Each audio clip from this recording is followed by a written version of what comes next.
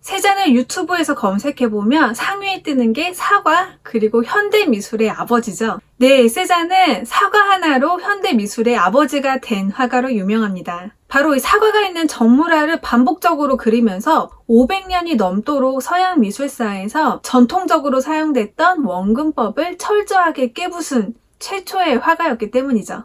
세잔이 이런 파격적인 시도를 할 수 있었던 그 비결은 무엇이었을까요? 당시에 모네도 있었고 르누아르, 드가 같은 쟁쟁한 화가들이 많았는데 어째서 세잔만이 이런 위대한 발견을 할 수 있었을까요? 그 비결은 바로 사회적 거리두기에 있었습니다. 세잔이 사람들과의 접촉을 피하고 혼자만의 시간을 가졌기 때문에 이런 위대한 발견을 할 수 있었는데요. What are you looking at? 세잔은 원래 수줍음이 많고 부끄러움을 많이 타는 성격이라서 혼자 있는 거를 좋아했어요. 이렇게 이야기하기도 했습니다. 나는 소심한 성격을 가졌고 보헤미안이랍니다. 그런데 사람들은 나를 조롱하더군요. 이젠 이런데 저항할 힘이 없습니다. 고립된 생활, 이것만이 내게는 가장 적합한 삶이지요. 이런 아웃사이더 세잔을 세상 밖으로 꺼내려고 애쓰는 사람이 한 명 있었는데요. 바로 세잔의 어린 시절부터 친구인 에밀 졸라였습니다. 소설가 지망생이었던 에밀 졸라는 파리의 상경에서 화가가 되고 싶어하는 세잔에게도 파리에 올라오라고 설득을 했습니다. 세잔이 아버지 눈치를 보느라고 법대를 다니고 있었거든요.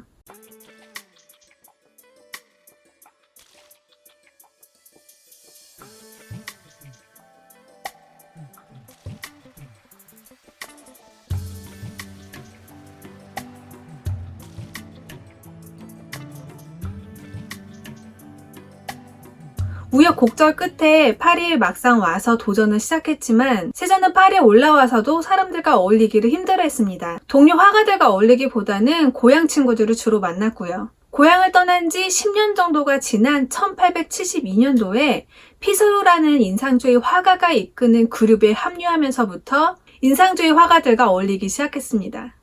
당시 파리의 젊은 미술인들 사이에서는 인상주의가 큰 인기를 끌었었고 세잔은 인상주의 화가들과 함께 야외로 나가서 쏟아지는 빛을 보면서 색채를 연구하고 자신의 눈에 보이는 색채를 즉각적으로 화면에 옮겼죠. 모네가 인상주의의 리더였고 세잔은 모네가 주최하는 전시회에 2차례 함께 참여하기도 했습니다. 세잔에게는 인상주의식 그림이 맞지 않았습니다.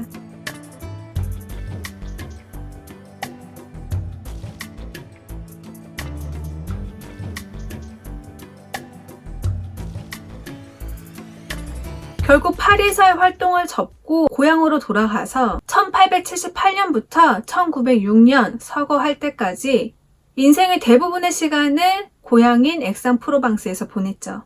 세잔이 파리 사회에 적응하지 못하고 스스로 고립을 선택하는 동안 친구 에밀 졸라는 목노서점, 나나 등을 연달아 히트시키면서 프랑스 문학계의 핵인싸가 되었고 고향으로 돌아간 세잔을 루저라고 생각했습니다. 심지어는 1886년에 발표한 작품이라는 소설에서 세잔을 자살로 생을 마감하는 실패한 예술가로 등장시켜서 두 사람의 30년 우정에 종지부를 찍기도 했죠. What are you looking at? 가장 친한 친구마저도 혼자의 길을 선택한 세잔을 루저라고 실패자라고 여겼지만 세잔은 사과 하나로 파리 미술계를 깜짝 놀라게 하겠다는 포부를 가지고 있었고 고향에 돌아와서 혼자만의 시간을 갖게 되자 드디어 자신이 진심으로 원하는 것, 자신이 진심으로 그리고 싶은 것에 집중할 수 있었습니다.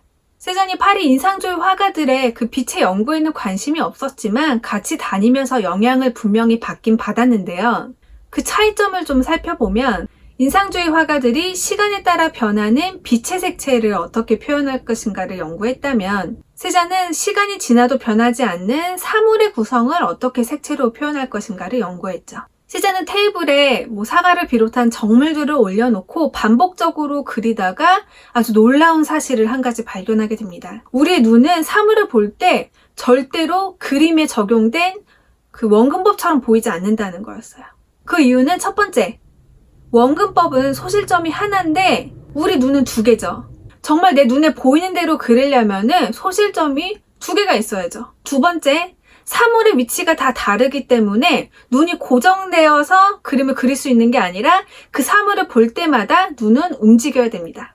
이 그림을 예로 들면 세 잔의 테이블은 양끝이 만나지 않습니다.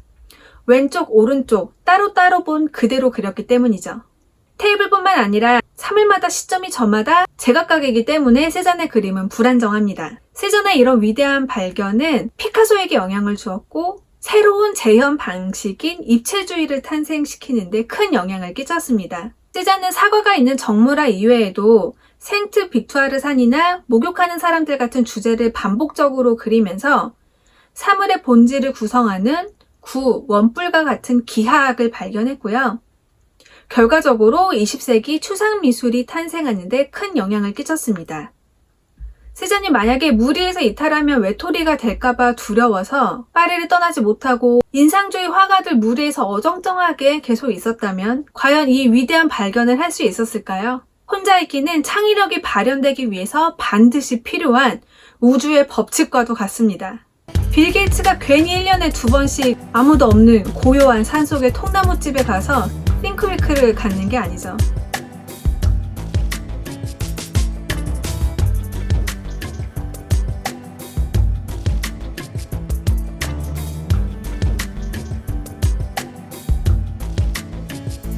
지금 코로나 바이러스 때문에 어려움을 겪고 계시는 분들이 많을 텐데 다들 힘내시고요.